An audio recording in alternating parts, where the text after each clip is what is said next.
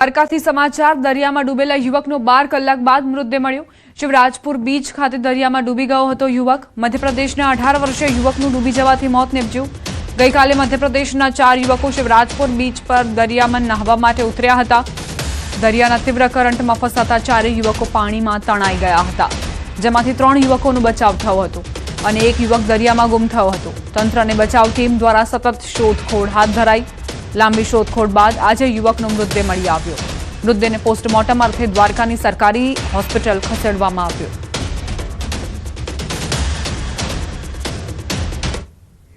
વાપી નગરપાલિકામાંથી મહાનગરપાલિકા બન્યા બાદ શહેરમાં વિકાસ કાર્યોને વેગ મળ્યો છે। પ્રથમ ચોમાસા પહેલા વાપી મહાનગરપાલિકા દ્વારા પ્રી મોન્સૂન કામગીરી યુદ્ધના ધોરણે શરૂ કરાઈ।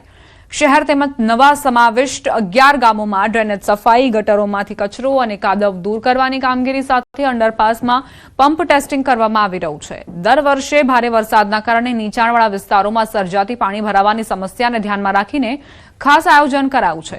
મહાનગરપાલિકાનું વધેલું બજેટ અને વિસ્તરેલો વિસ્તાર હવે ચોમાસામાં લોકોને રાહત મળે તે માટે ઉપયોગમાં લેવાઈ રહ્યો છે।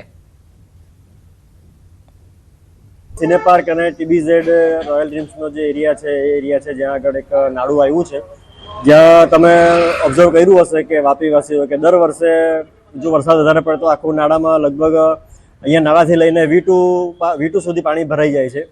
અને આ વખતે એવું જોવામાં આવી રહ્યું છે કે આજે જે નાળાની સફાઈ થઈ રહી છે તો કદાચ એવું બની શકે કે આ વખતે એ વસ્તુની સમસ્યા જોવા નહીં આવે। પ્રી મોન્સૂનની કામગીરી યુદ્ધના ધોરણે ચાલુ કરાવીને અત્યારે તમારી નજર સમક્ષ છે કે અહીંયા હિટાચીથી પણ અમે કામ કરી રહ્યા છે, જે અમારી મેઇન ખનકી કહેવાય છે કે જેમાં સૌથી વધારે વાપીનું પાણી એ બધી ગટરોનું પાણી આમાં સ્ટોર્મ વોટરનું આવે છે। એવી ચલા ખનકી અને નામદા ખનકી કે જે અમારી RCC લાઇનિંગ થયેલી છે એની અંદર હવે થોડો પોર્શન અમારો બાકી છે, એ સંપૂર્ણ અત્યારે અમે એની સફાઈ કરીને પાણીની મહત્તમ મર્યાદામાં એમાં પાણી વહન કરે એ રીતના અમે પ્રયત્ન કરીએ છીએ।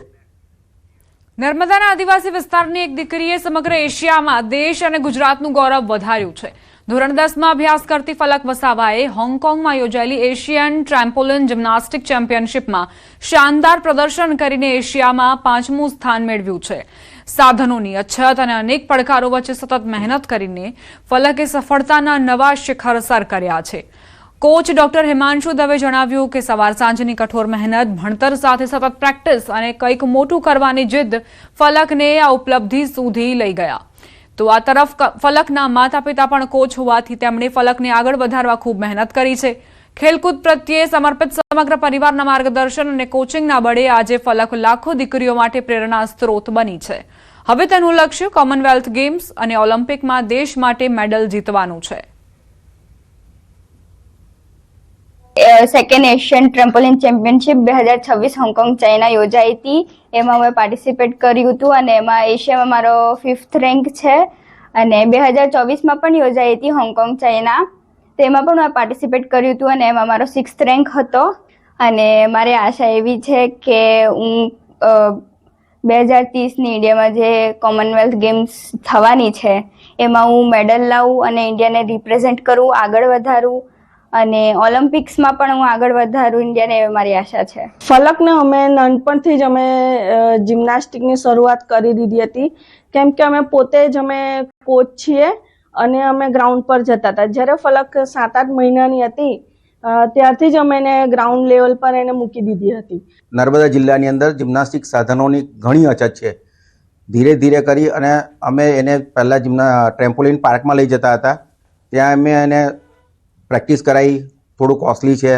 ત્યાર પછી અમે મોટા ફોફડિયા મુકામે CA પટેલ લર્નિંગ ઇન્સ્ટિટ્યૂટની અંદર જીતુભાઈ પટેલ તેમની સાથે વાત કરી ટ્રસ્ટીને અને સરને વાત કરી કે અમને ત્યાં ગાડી થોડો કોચિંગ કરાવવાનો મળે, તો સરે હા પાડી અને અમે ત્યાં કોચિંગ કરાવી। પોતાના એજ્યુકેશનની સાથે સાથે ટ્રેનિંગને પણ એટલો જ ન્યાય આપવો અને સવાર સાંજ ટ્રેનિંગ કરી અને પોતાની જાતને કેળવવી એ સહેલું નથી, પરંતુ એણે એક ગોલ નિર્ધાર કર્યો છે કે મારે કોમનવેલ્થ ગેમ્સ કે આગળની ઇન્ટરનેશનલ ઇવેન્ટ્સમાં મેડલ લેવો છે, એના માટે મક્કમ છે અને એના એ જ એટીટ્યૂડ અમને મોટિવેટ કરે છે એની પાછળ કામ કરવા માટે। પવિત્ર પુરુષોત્તમ માસના અંતિમ દિવસોમાં પ્રસિદ્ધ યાત્રાધામ શામળાજી ખાતે ભગવાન શામળિયાના દર્શન કરવા માટે શ્રદ્ધાળુઓનું કીડિયારું ઉભરાયું। શાસ્ત્રોક્ત માન્યતા મુજબ આ દિવસોમાં ભગવાન વિષ્ણુની આરાધનાનું અનેરું મહત્વ હોવાથી સવારથી જ મંદિર પરિસરમાં ભક્તોની લાંબી કતારો જોવા મળી રહી છે, જેના કારણે સમગ્ર શામળાજી જય શામળિયાના નાદથી ગુંજી ઉઠ્યું છે. આ ખાસ અવસરે ભગવાન શામળિયાને અત્યંત મનમોહક વિશેષ શણગાર કરવામાં આવ્યો. નિમિત્તે અમે અમદાવાદથી અમારા મિત્ર મંડળ રબારી સમાજના લોકો આજે શામળાજી મંદિર ખાતે ભગવાન વિષ્ણુના ચરણોમાં આજે રાજભોગ કર્યો અને ધજા પૂજન વિધિ કરીને આજે ધજા ભગવાનને અર્પણ કરીશું. જે અધિક મહિનાનો છેલ્લો અમાસ છે એટલે આજે અધિક મહિનાના અમાસના દિવસે આજે દર્શન કરવા આવ્યા છે.